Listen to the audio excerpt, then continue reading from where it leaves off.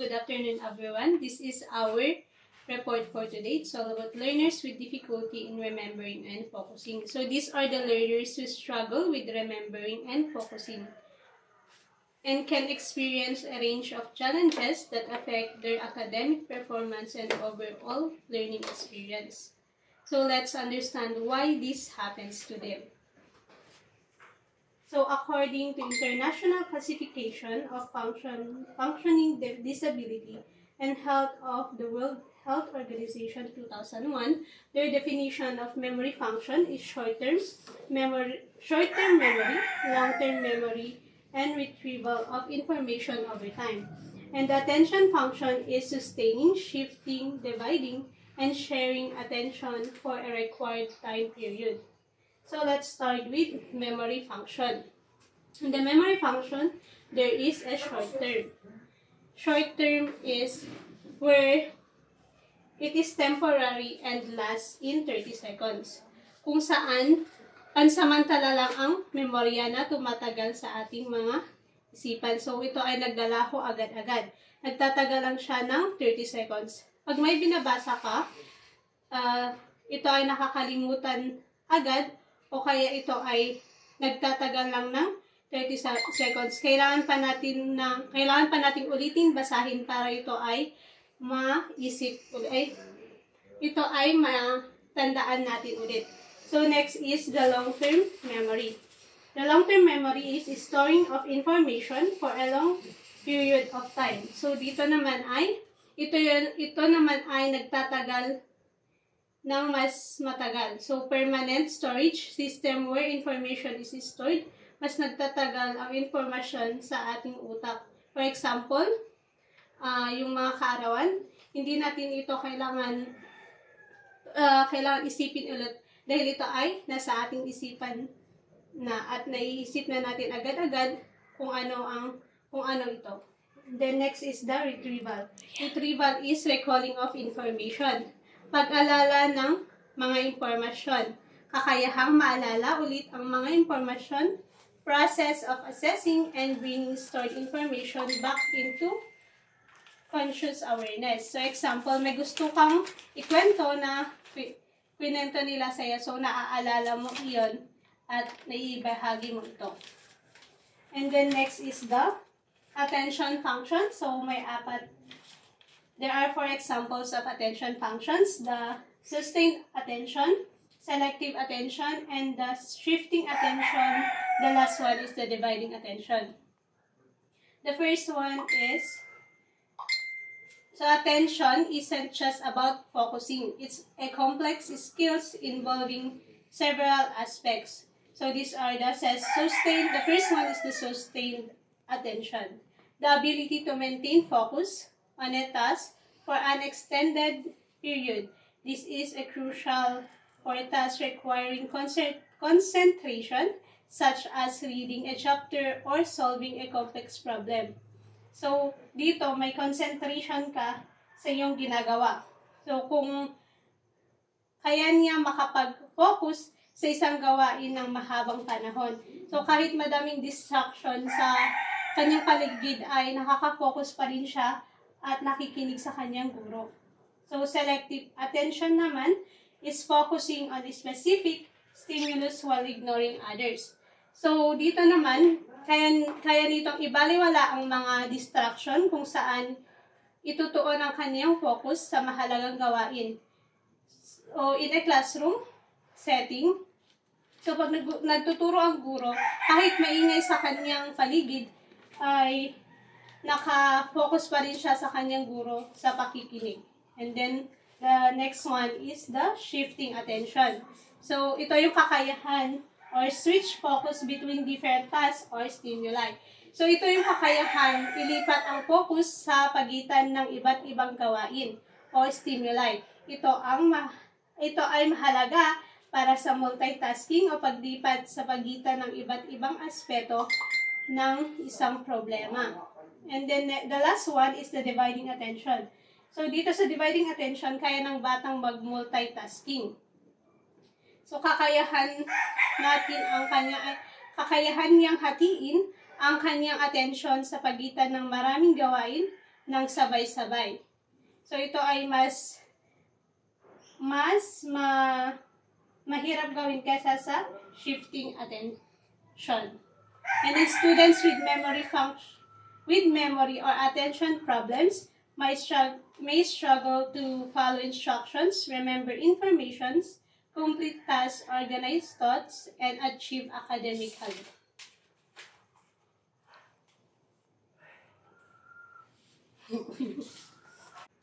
So next, let's go on with learning disability. According to Samskirk 1962, a variety of neurologically based disorders that affected their learning. Sabi dito na iba't ibang karamdaman na nakabatay sa neurolohiya na nakaapekto sa kanilang pag-aaral. At kay Gargiulo 2012 ay ito ang ginawa ni Gargiulo ay nakatuon sa pagtukoy ng mga karaniwang sangkap sa definition ng learning disability.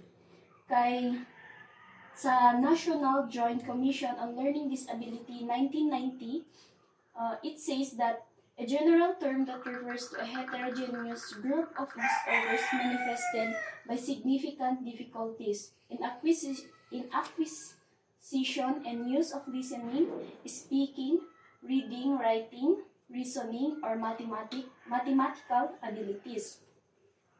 Isang pangkalahatang termino na tumutukoy sa isang heterogeneous na grupo ng mga karamdaman na pinapakita ng mga makabuluhang paghihirap sa pagkuha at paggamit ng pakikinig, pagsasalita, pagbabasa, pagsusulat, pangangatwiran o mga kakayahang mathematical. Next is specific learning disability. Disorder in one or more of the basic psychological processes involved in understanding or in using language, spoken or written, that may manifest itself in the imperfect ability to listen, think, speak, read, write, spell, or do mathematical calculations. So, in learning this specific learning disability, there are 3 types. The first one is dyslexia, difficulties in reading, spelling, and oral reading. Ito yung mga batang nahihirapan sa pagbabasa, pagbaybay at kasanayan sa pagbabasa ng malinaw at nakaapekto sa kasanayang maunawaan at makaproseso ng mga nakasulat. Next is dyscalculia, difficulties in mathematics, computation, problem solving, and analysis. At ito naman yung mga batang nahihirapan sa mga mathematical problem. Next is dysgraphia, difficulties with handwriting and written expression. Ito yung mga batang nahihirapan sa features difficulty with handwriting and written expression. Next is attention deficit hyperactivity disorder. It says that neurodevelopment disorder characterized by excessive amounts of inattention, carelessness, hyperactivity, which evolves into inner restlessness in adulthood and impulsivity that are pervasive, impairing, and otherwise age inappropriate. So, ang attention deficit hyperactivity ay may tatlong. First, ang attention deficit hyperactivity disorder it is a neurodevelopmental disorder that affects how a person focuses, regulates activity levels, and controls impulsive behavior. It characterized by a persistent pattern of inattention or hyperactivity, impulsivity that interferes with function or development. So, attention deficit hyperactivity disorders have 3 types. The first one is inattention. Inattention is not being able to keep focus.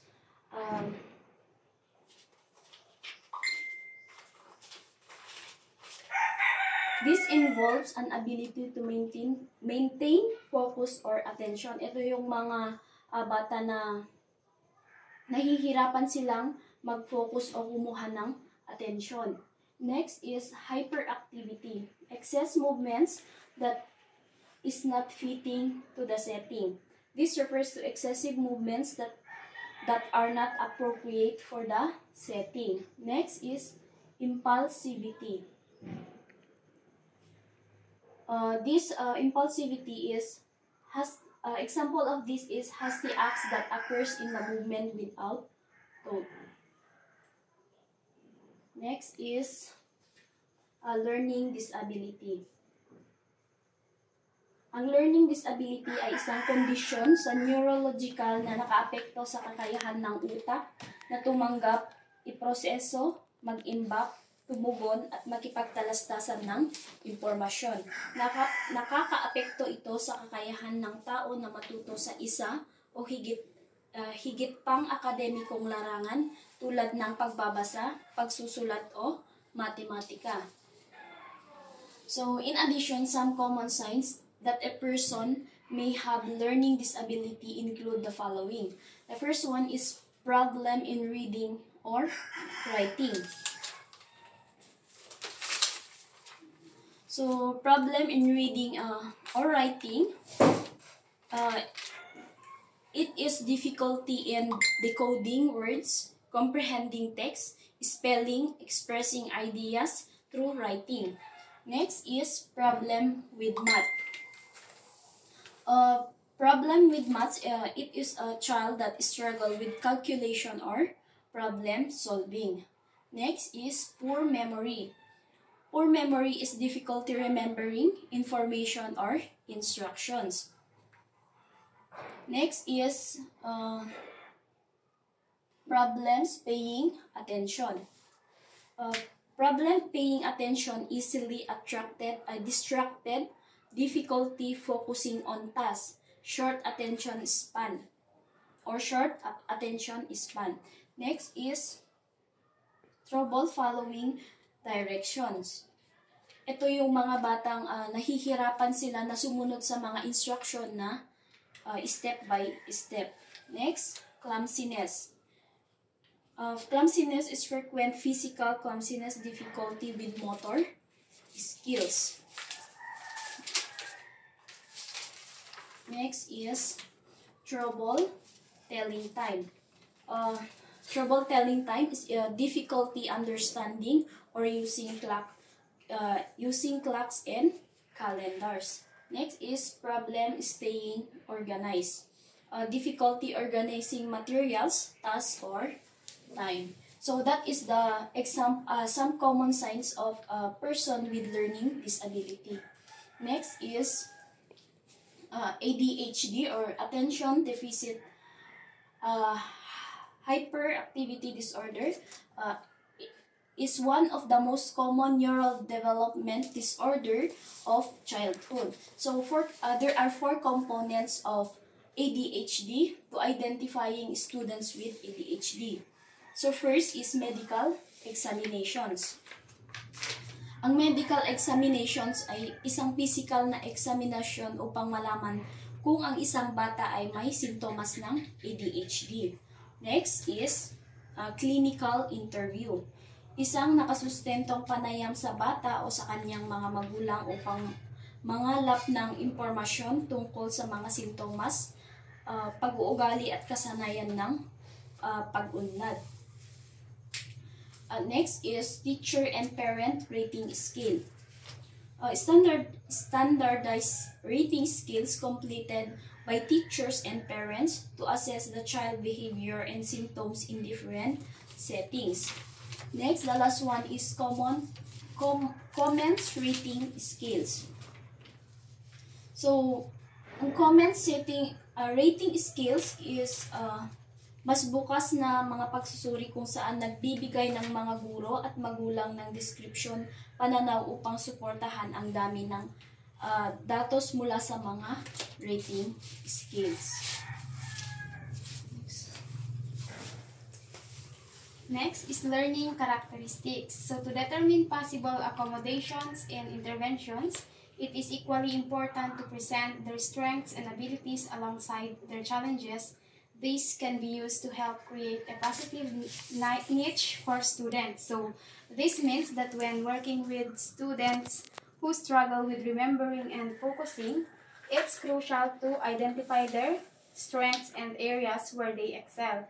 So this helps create a supportive learning environment where they can succeed. Next, students with learning disabilities are known to have challenges in language literacy and memory, as well as in math writing and focusing, attending skills. So, learning disabilities often involves challenges in various areas, including language comprehension and use, reading, writing, math skills, and the ability to focus and remember info. So there are the learning characteristics. Number 1 is language development. So they usually show delays in learning to talk, have difficulty naming objects and recovering words from memory, and have a limited vocabulary when compared to typically developing peers. So meaning students with learning disabilities may experience delays in acquiring language skills, struggle to recall words, and have a smaller vocabulary compared to their peers. Students with learning disability frequently fail to organize their thoughts and are unable to articulate their views using precise words. So they may have difficulty putting their thoughts into a logical order and expressing themselves clearly and accurately. Students with LD are better at oral communication than they are at reading and writing. Students better at expressing themselves verbally and can speak fluently at times, but they struggle to put their ideas into words. So meaning they may be more comfortable speaking than writing, finding it easier to express themselves verbally. They may be able to talk fluently but find it challenging to translate their thoughts into written form. Next is reading skills. Dyslexic students have delays and issues with phonological processing word, reading, decoding, spelling, and fluent oral reading. So meaning students with dyslexia often experience difficulty with phonological awareness. When we say phonological awareness, it means understanding the sounds of language. So, students with dyslexia often experience difficulties with phonological awareness, decoding words, spelling, and reading fluently. So, problems with understanding can be linked to improper decoding and a lack of oral reading fluency, but they can also employ higher level skills such as vocabulary, reasoning, problem solving, concept development, and general intelligence to help them. So while decoding difficulties can impact comprehension, this student might also have strengths in other areas such as vocabulary, reasoning, and problem solving, which can help them overcome reading challenges. So this is the sample oral reading and spelling of a student with dyslexia. So the original text is, a man got out of the car. He had a pretty box under his arm. A little girl ran from the house to meet the man. Hello, father, she said. Do you have a surprise for me? Father said, I have something for a good girl. The girl laughed. I am very good. So when a learner with disability read this text, it will be like this, or the students with oral reading disability. So, in a man got out of the car, he had a pet on his arms. A little girl ran from the house to meet him. Hello, father, she said. Father said, I have some. Do you have a shark for me? Thing for you, got girl. The girl let her, I have, give good. So, she or he will pronounce the word, for example, the will. The student with oral reading will voice it out like well. Arm as dress as breast, train as tran, shout as shout, watch as watch, and groan as groan. Next is the written language. So students with learning disabilities have tendencies to reverse letters of words such as dyslexia, have poor spelling, handwriting, and grammar skills, and lack motivation to write. So meaning, students with learning disabilities might struggle with spelling, handwriting, grammar, and they may lack enthusiasm for writing tasks. Next is the math skills. They are known to have insufficient and incomplete procedural knowledge of algorithm, which is reflected in how they misuse or substitute arithmetic signs, forget to group misplaced digits, do not follow proper digit alignment when solving or solve from left to right. As a result of their lack of arithmetic skills, students with learning disabilities will struggle with more complex math equation and problems. So this means that these students might have difficulty understanding and applying math procedures, which can lead to errors in calculations and hinder their ability to solve more complex math problems. So difficulty concentrating and remembering information can make it hard for these students to focus on tasks and complete them successfully. They may also show signs of hyperactivity, restlessness, and fidgeting, which are common in students with ADHD.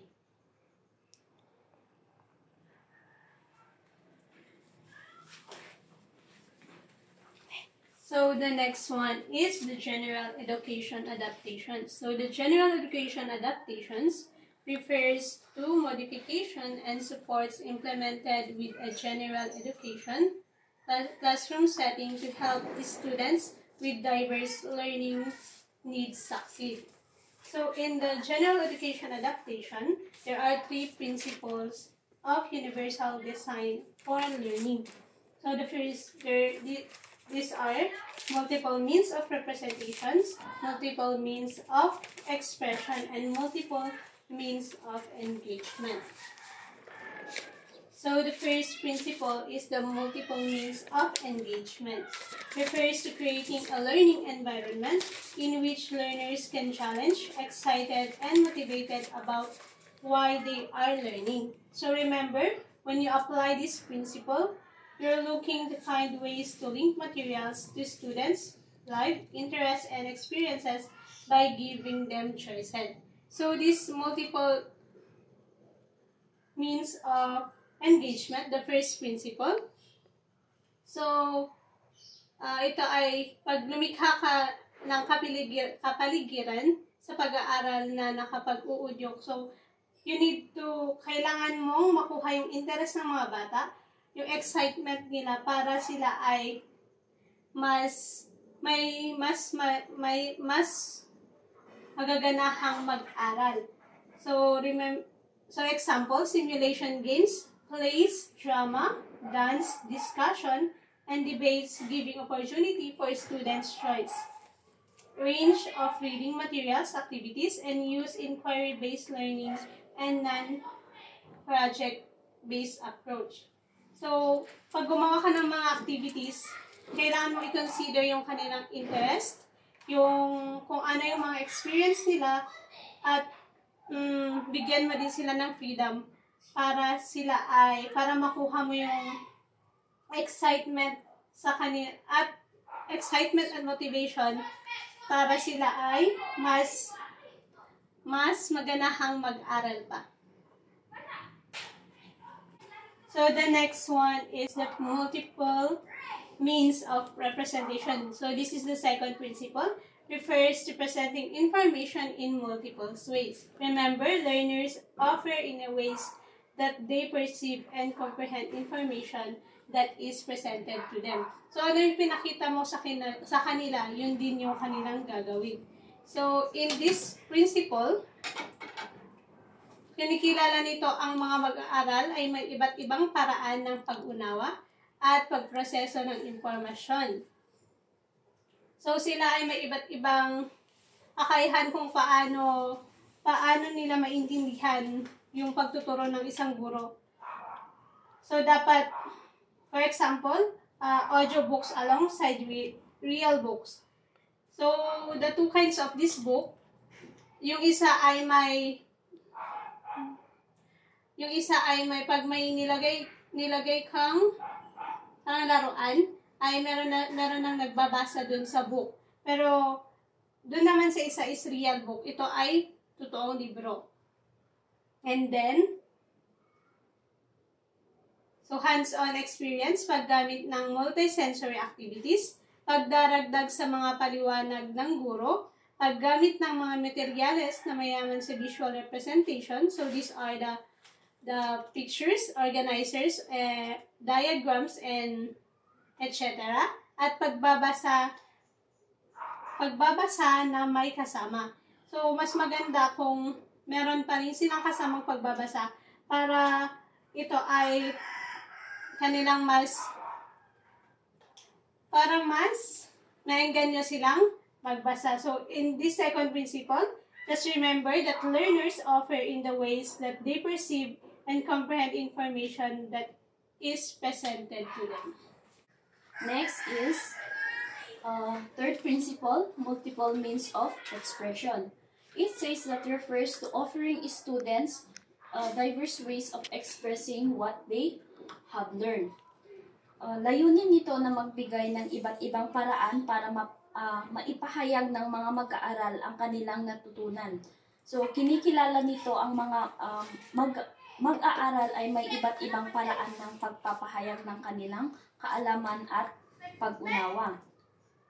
Ito yung mga pamamaraan, magbigay ng mga pagpipilian sa mga mag-aaral upang paano nila maipapahayag ang kanilang natutunan. So, may mga halimbawa tayo.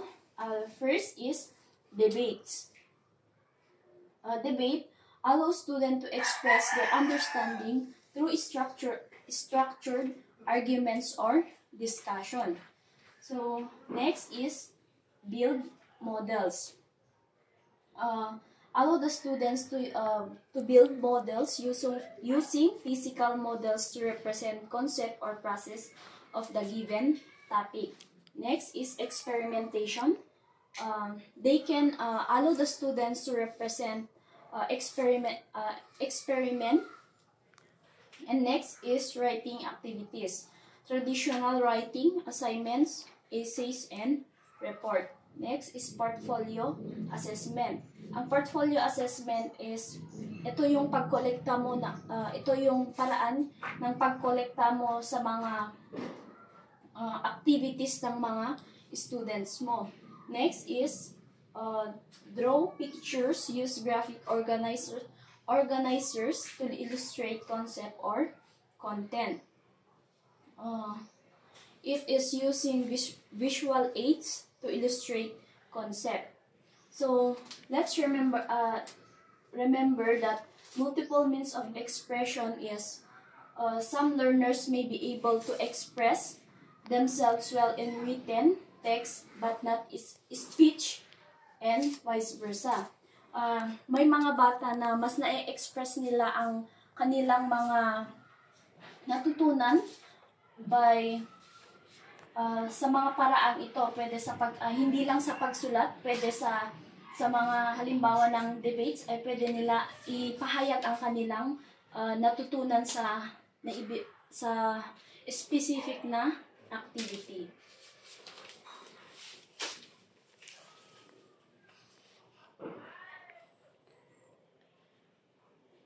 So there are provisions of different types of accommodation. These are presentation, response, setting, scheduling, and behavior management. So in presentation, you are going to give audio files or audio books. Books match with the learner's learning level. Directions must be written and spoken. Maximize the use of organizers, digital text with word meaning. So in presentation, you are going to provide audio versions of materials to support auditory learners. Use books at the student's reading level to avoid frustration. Give clear instruction, both orally and writing, to ensure understanding. Use organizers such as graphic organizers, timeliness, and concept maps to help students structure information and make connections. And last, provide digital text with definitions or glossaries to support vocabulary development. Next is response. Math supports with incorrect spellings as long as the content is accurate.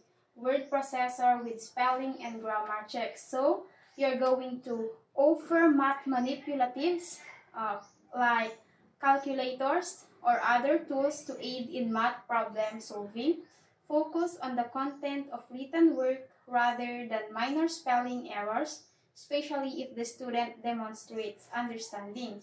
Another one is use word processing software with spell check and grammar check features to reduce the burden of mechanics and allow students to focus on their ideas. Next is the setting. Sit close to the teacher, limit room distraction, and allow students to be more comfortable with the environment. So you are, as a teacher, you are going to place the student near the teacher for easier access to support and monitoring. Next, reduce distractions in the classroom by minimizing noise or visual clutter. And last, create a comfortable learning environment that minimizes anxiety or sensory overload. Next is scheduling. Break down task, work, icebreaker, provide extended time and time limits for assignment and countdown. So you are going to divide large assignments into smaller, manageable chunks to reduce overwhelm. Use icebreakers or brief movement activities to help students refocus and transition between tasks. Allow extra time for assignment to accommodate the students' processing speed and memory limitation. Set clear time limits for assignments and use countdown to help students stay on track. So you as a teacher must always be prepared for your icebreaker, as Ma'am Kalimag always tell us.